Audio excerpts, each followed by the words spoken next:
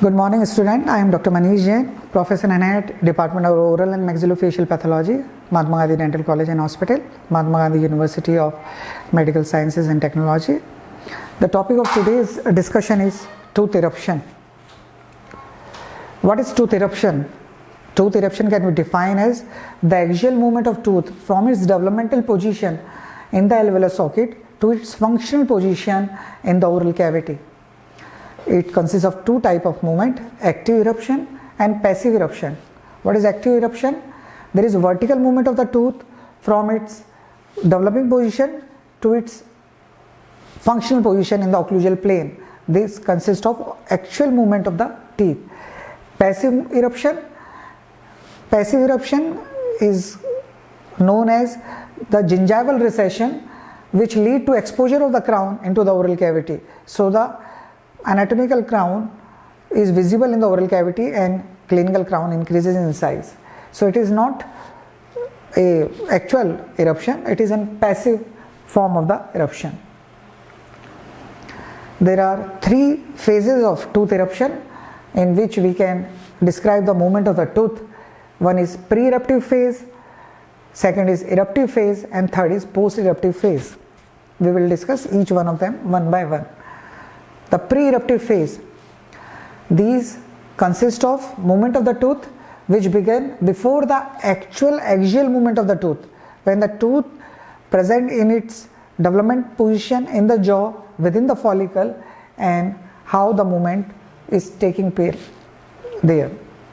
When the deciduous tooth germ first differentiate, they are very small and very good size, good space is present between the deciduous tooth germs. This space is soon taken up because of the increase in the size of deciduous tooth germs and crowding occur, especially in incisor and the canine region. This crowding is then relieved by the growth of the jaw, the whole jaw, which increase in size, width and length, which permit the drifting of the tooth germ. So when there is a bodily movement in the mesial direction, bone resorb on the medial direction and bone form on the distal direction, which cause bodily movement of the tooth germ. Permanent teeth with the deciduous predecessor also move before they reach to the position in which from where they erupt in the oral cavity. The permanent molar do not have any deciduous predecessor, they also exhibit movement. For example, upper maxillary permanent third molar or first and second molar also, they develop in the tuberosity of maxilla. Initially, there is occlusal surface is facing distally, and as the size of the maxilla increases, there is a growth of maxilla, especially in tuberosity region. So there is occlusal surface comes toward the occlusal plane from distal swing. Similarly, in mandibular molar, when the mandibular molar develop, their occlusal surface is facing mesially and the tooth becomes straightened with the growth of the mandible.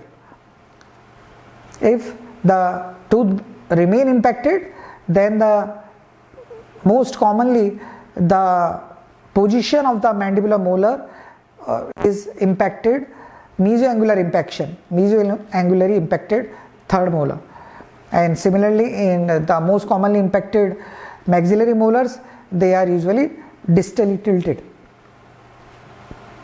Now, the eruptive movements are the pre-functional eruptive phase. In this phase, actual eruption, the axial movement of the teeth take place.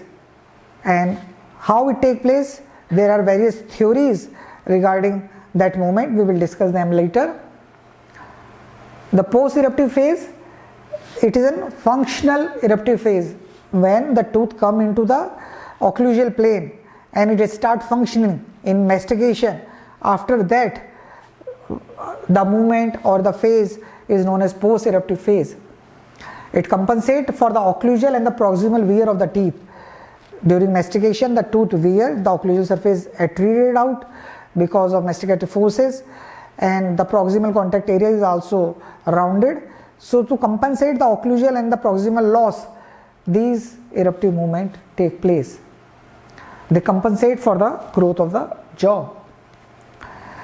So how the eruption process occur?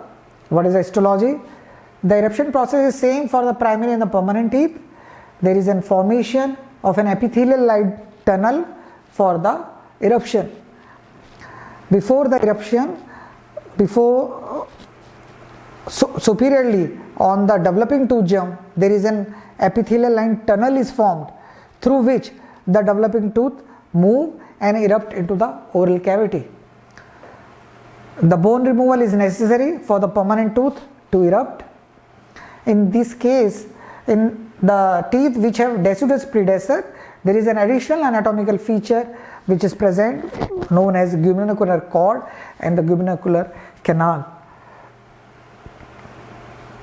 As the deciduous teeth erupt, the permanent teeth become completely enclosed by bone except for a small canal which is filled with connective tissue. This is guminocular canal, guminocular cord.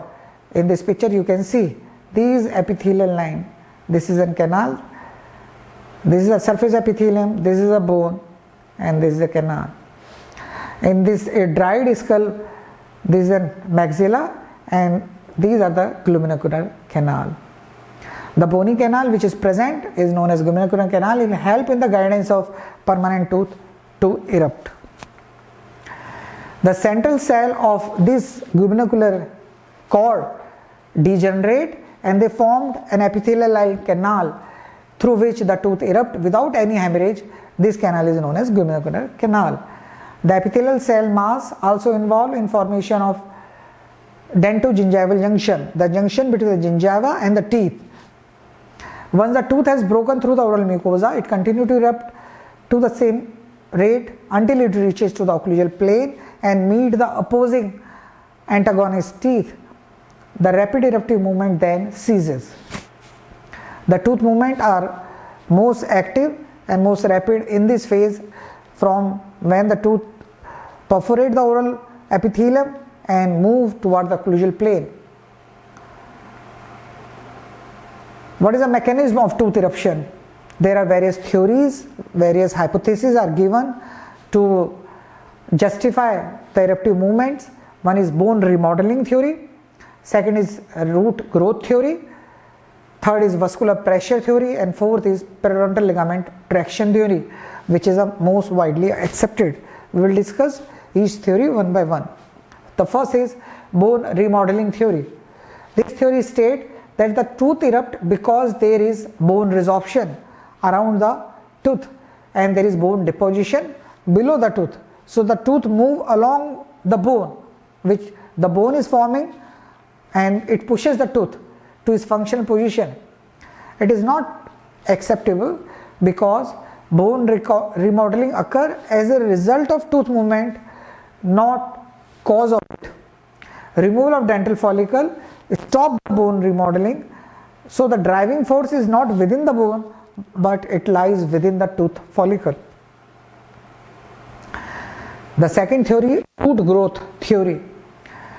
It says as the root grow, it exerts a downward pressure on the bone and which pushes the tooth upward just like a rocket, but it is not accepted because the tooth root is embedded into the bone and bone is not a fixed base.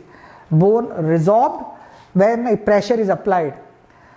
Second point which in favor of non-acceptance of this theory is the tooth move to a greater distance than the length of the root. The eruption continues even when the root is sectioned. In the different experiment, we cut the root, even then the tooth erupt into the oral cavity. It says that the eruptive force are not present within the root. The scientists who are in support of this theory, they say that there is a cushion, there is a ligament present below the root which is known as cushion hemlock ligament, which present at the base of the socket and act as a sling. So a pressure is exerted from the root to the this cushion and hemlock ligament and the tooth move upward. So it provides a fixed base for the growth of the root, but the structure which they describe as a cushion hemlock ligament is actually a pulp delaminating membrane which run across the apex of the tooth, and there is no bony insertion. So it cannot act as a fixed base. So this theory is not right. The third theory is vascular pressure theory. It says the pressure which is present within the blood vessels which are present at the apex of the tooth help in the eruption of tooth. But it is not accepted because the pressure exerted is not enough to help in eruption of teeth. The teeth erupt even when the vascular supply is cut. The fourth theory, which is most widely accepted, is periodontal ligament traction theory. It says that the eruptive forces are present within the dental follicle periodontal ligament complex. The abnormality of dental follicle seen in certain diseases which show calcification of the ligament are associated with delayed eruption of the teeth. The drugs which hamper the proper formation of collagen fibers which are present in periodontal ligament also interfere with the eruption. These points favor that this theory is most correct. The fibroblast, they processes a contractile filament which are contact with each other, which result in summation of force, and their combined contractile force cause eruptive movement of the tooth. So according to this theory, the eruption of tooth brought about by the combination of event involving a force initiated by fibroblast. This force is transmitted to the extracellular compartment via fibronexus to collagen fiber bundles which appropriately aligned and to the root, and then they bring out the tooth movement. The clinical consideration of tooth eruption are the prematurity eruption, delayed or retarded eruption, variation in the scheduled time of eruption, impaction of teeth, hyper eruption, teething. So this is our topic of tooth eruption. Thank you.